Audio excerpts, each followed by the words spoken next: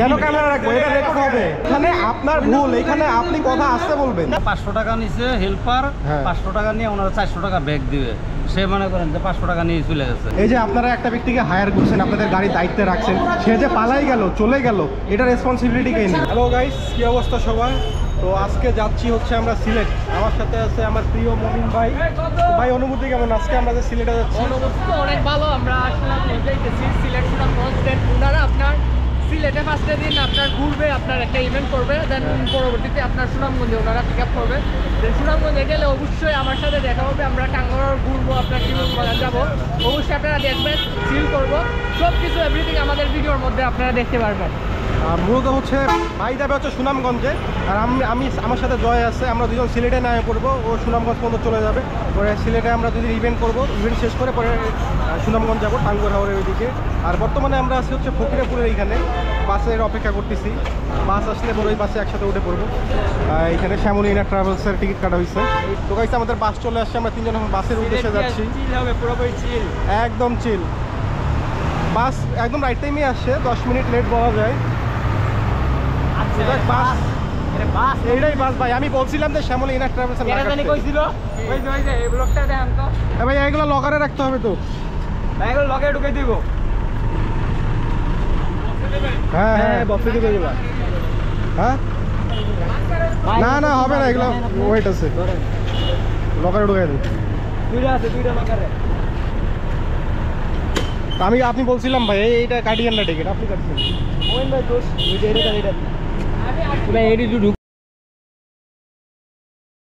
এখানে একটা কি বলবো, এমন একটা ঘটনা ঘটে গেছে যে ভাই, আপনার কি ঘটনা ঘটছে একটু বলেন তো শুরু থেকে। ভাই আমাদের কাছ থেকে টাকা নিছে, ওনার কাছ থেকে 500 টাকা নিছে হেল্পার, 500 টাকা নিয়ে ওনারা 400 টাকা ব্যাগ দিবে।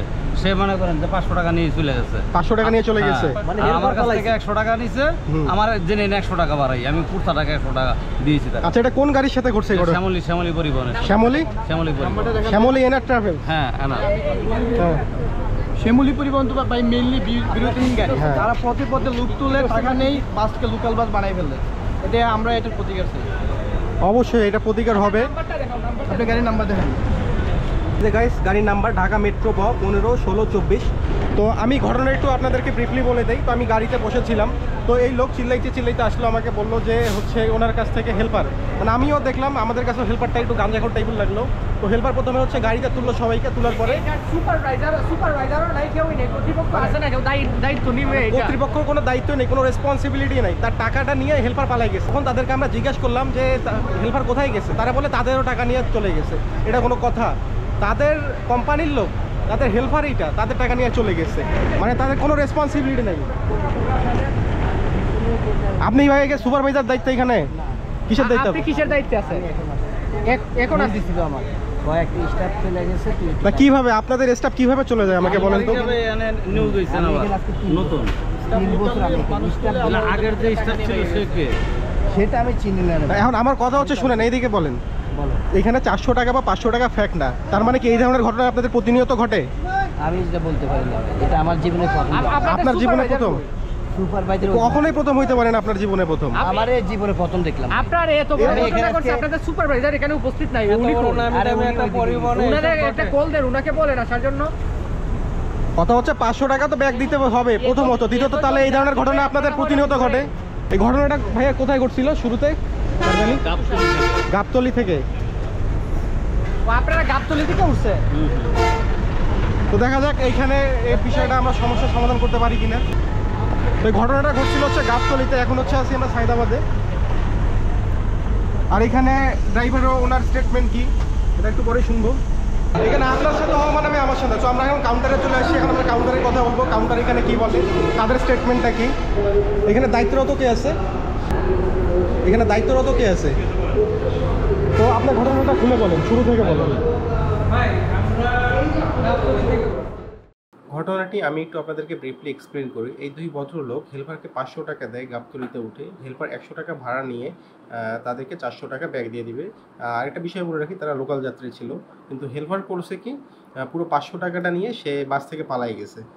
এই বিষয়টা যখন আমরা কাউন্টারে গিয়ে জিজ্ঞেস করলাম যে আপনার হেল্পার এটা কেন করলো, তখন তারা বিষয়টা মানতে অস্বীকার করছে যে এটা তাদের হেল্পার নয়, তাদের হেল্পার এই ধরনের কাজ করতে পারে না, হেল্পার আমাদের লোক না, এটা আমরা জানি না, আপনি হেল্পারকে গিয়ে ধরেন। এখন হেল্পার যে তার গাড়িতে আছে, ঠিক আছে, সে গাড়িতে চাকরিটা পাইলো কোথা থেকে যদি তাদের লোক না হয়ে থাকে? কিন্তু আমার প্রশ্ন তাদের কাছে একটাই, তারা চাইলে বিষয়টা সমাধান দিতে পারতো, কিন্তু তারা সমাধান না দিয়ে তারা চিল্লাচিল্লি করছে, মানতে অস্বীকার করছে, তারা একটা ইম্যাচিউর আচরণ করছে এইখানে। শ্যামলী ইনার ট্রাভেলস একটা বাংলাদেশের সুনামধন্য প্রতিষ্ঠান, তাদের কাছ থেকে এই ধরনের আচরণ রিয়েলি আনএক্সপেক্টেড। আচ্ছা, কথা হচ্ছে যে আপনার লোকটা যে চলে গেছে তার ইনফরমেশন আপনি দিবেন না, এখন ওনার জরিমানা এটা করবেন না? একটা বড় কোম্পানি থেকে একজন চুরি করে নিয়ে চলে যায় কিভাবে? এটা কেমনে পসিবল? উনি আপনার ইয়াকে হেল্পারকে টাকা দিচ্ছে, আপনার হেল্পারের ছবি পর্যন্ত আমার কাছে আছে। এইখানে আপনার ভুল, এইখানে আপনি কথা আসতে বলবেন। কেন ক্যামেরা রাখবো? এটা রেকর্ড হবে, এখানে হোক লাইভ হোক, এখানে যে আপনি রিয়াকশনগুলো দিচ্ছেন এখানে হচ্ছে আপনি যাত্রীর সাথে দুর্ব্যবহার করতেছেন। কথা হচ্ছে আমার কথার একটা আনসার দেন। এই যে আপনারা একটা ব্যক্তিকে হায়ার করছেন, আপনাদের গাড়ি দায়িত্বে রাখছেন, সে যে পালাই গেল, চলে গেল, এটা রেসপন্সিবিলিটি কে নেবে? মানে আপনাদের কোম্পানি একজন ব্যক্তিকে আপনি হায়ার করছেন, আপনার কোম্পানি চলতেছে, কিভাবে হায়ার কোম্পানি হায়ার করছে না তাকে?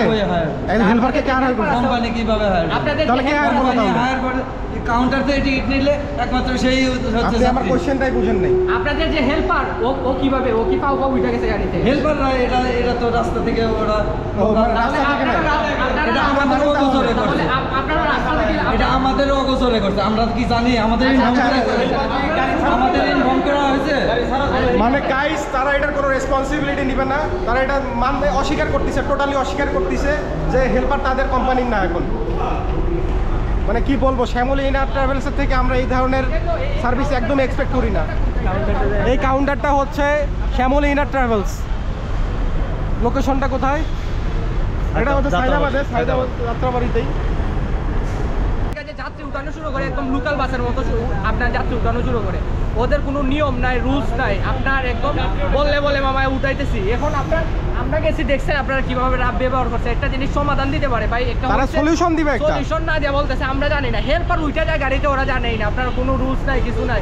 এ তো ওরা একটা কোম্পানি, আপনারা বলেন তো এটা আপনারা একটু ভিডিওটা, মানে এটা ওনার সাথে করছে আজকে, কালকে আপনার সাথে করতে পারে। এটা আজকে এখানে 10 জন আছে, 10 জনের সামনে সেম বিহেভটা করছে। এখন এখানে যদি একজন লোক থাকতো, আপনি বলেন তো একজন লোকের সাথে কি পরিমাণ খারাপ ব্যবহার করতে পারতো? মানে তারা পারলে মারতো ধরে, এমন অবস্থা। এনার কথাটা একটু শুনুন। এনার গাড়ি থেকে টাকাটা চুরি হয়েছিল, ঠিক আছে, ওনার কাছে টাকা নিয়ে পালিয়ে গেছে। এখন 200 টাকা ব্যাগ দিয়ে দিচ্ছে যাত্রীরা, বুঝছেন? টোটাল কত টাকা পাইতেন আপনি? 300 পাই তো 200 দেওয়া হয়েছে। আচ্ছা, ঠিক আছে।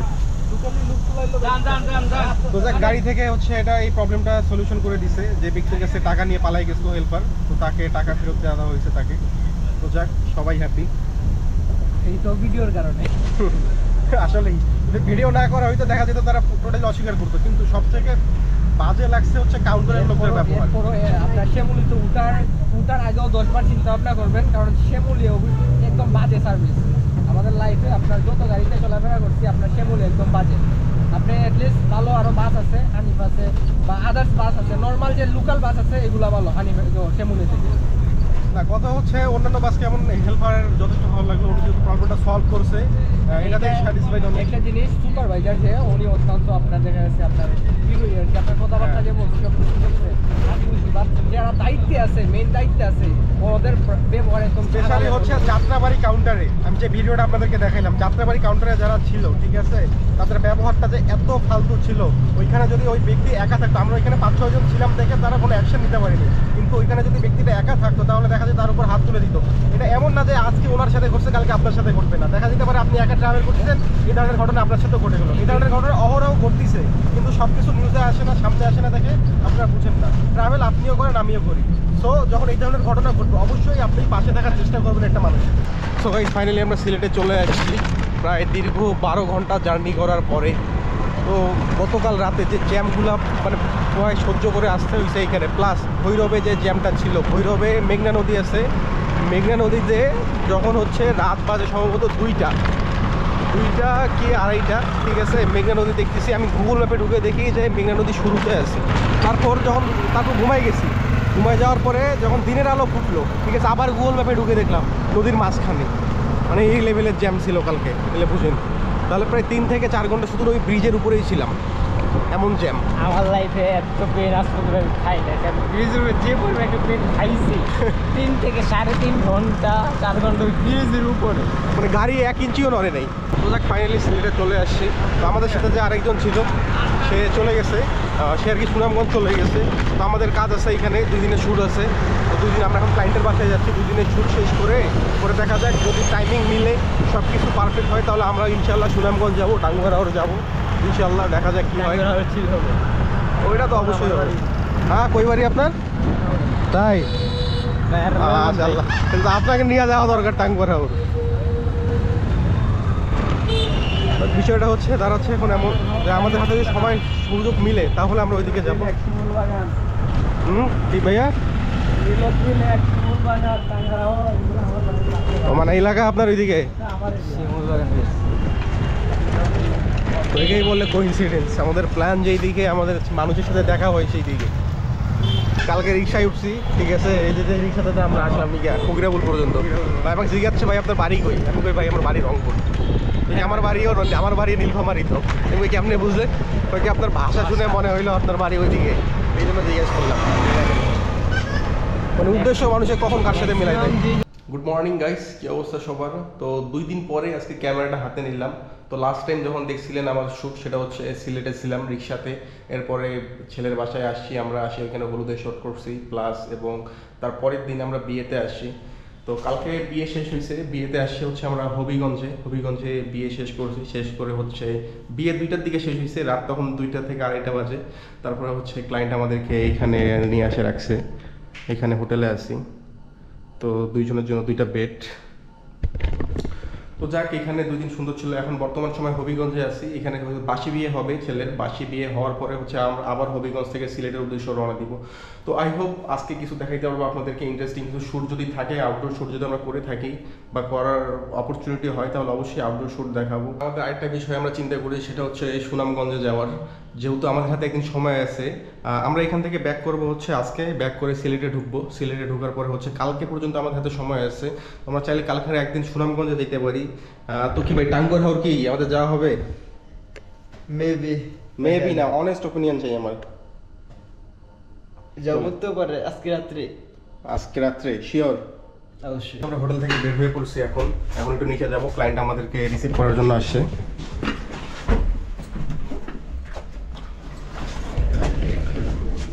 তো হচ্ছে এখন এখান থেকে হচ্ছে আমরা এখন মেয়ের বাসায় যাব, ওখানে বাসি বিয়ে হবে। বাসি বিয়ে হয়ে দেন সব শ্যুট শেষ করব, শ্যুট শেষ করে এখান থেকে বের হয়ে পড়বো সিলেটের উদ্দেশ্যে।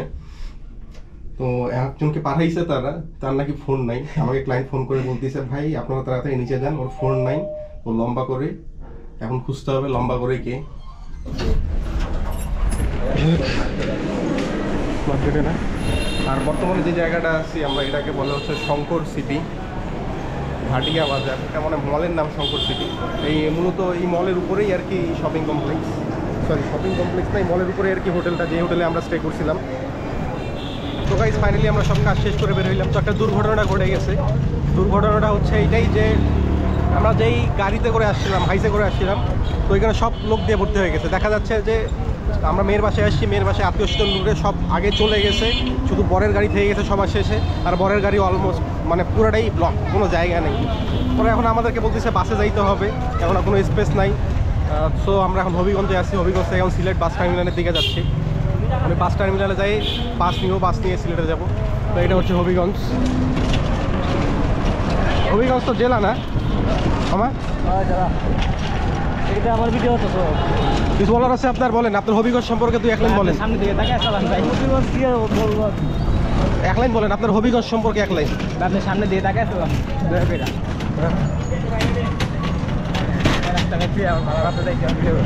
তো ঘটনা হইল যে আমাদের রিক্সাওয়ালা মামা এমন রাস্তা দিয়ে নিয়ে যাচ্ছে যে হবিগঞ্জের সবচেয়ে বেস্ট রোড। তাকে জিজ্ঞেস করলাম যে এর চেয়ে ভালো রাস্তা নাই, কই হবিগঞ্জের সবচেয়ে ভালো রাস্তা এটাই, এর চেয়ে নাকি হবিগঞ্জে আর ভালো রাস্তা নাই। আমাদের ওদিকে হারে মাইরা কে খাইতে পারে, এই অবস্থা। ভাড়া কম নেয় না কেন মামা? ভাড়া কত ছিল? 40 টাকা, 10 টাকা কম নেয় না। এটা তো ঠিক না। হবিগঞ্জ আসলাম, হবিগঞ্জে একটু আপ্যায়ন হবে, খাতিরদারি হবে। তো গাইস ফাইনালি হচ্ছে আমরা হবিগঞ্জ বাস টার্মিনাল চলে আসছি। এখন এখান থেকে বাস নিব সিলেটের উদ্দেশ্যে। এটা হচ্ছে বাস টার্মিনাল। তো ভাবছিলাম ভালো সিট লেগ স্পেসওয়ালা বাস পাবো, বাট না, টানাটানি করে এখন সিলেট পর্যন্ত যাইতে হবে এখান থেকে। দুইটা টিকিট কেটে ফেললাম আমরা সিলেটের উদ্দেশ্যে। তো এটা হচ্ছে টিকিট, আর টিকিটের প্রাইসটা পড়লো হচ্ছে 430 টাকা, ননস্টপ গাড়ি। তো এখানটা হচ্ছে দুইটা গাড়ি যায়, সেটা হচ্ছে একটা হচ্ছে শ্রীমঙ্গল দিয়ে যায়, আর একটা হচ্ছে সিলেট হয়ে যায়। তো যেটা হচ্ছে সিলেট হয়ে যায় আমরা ওই টিকিটটা কাটলাম, টোটাল 430 টাকা পড়লো। সময় লাগবে হচ্ছে আমাদের এখান থেকে 2.5 থেকে 3 ঘন্টা সময় লাগবে। ননস্টপ না, কয়েকটা জায়গায় স্টপ দিবে হচ্ছে ওরা, 5 থেকে 6টা জায়গায় হয়তো। তো এটা হচ্ছে গাড়ি, হবিগঞ্জ টু সিলেট বাইপাস।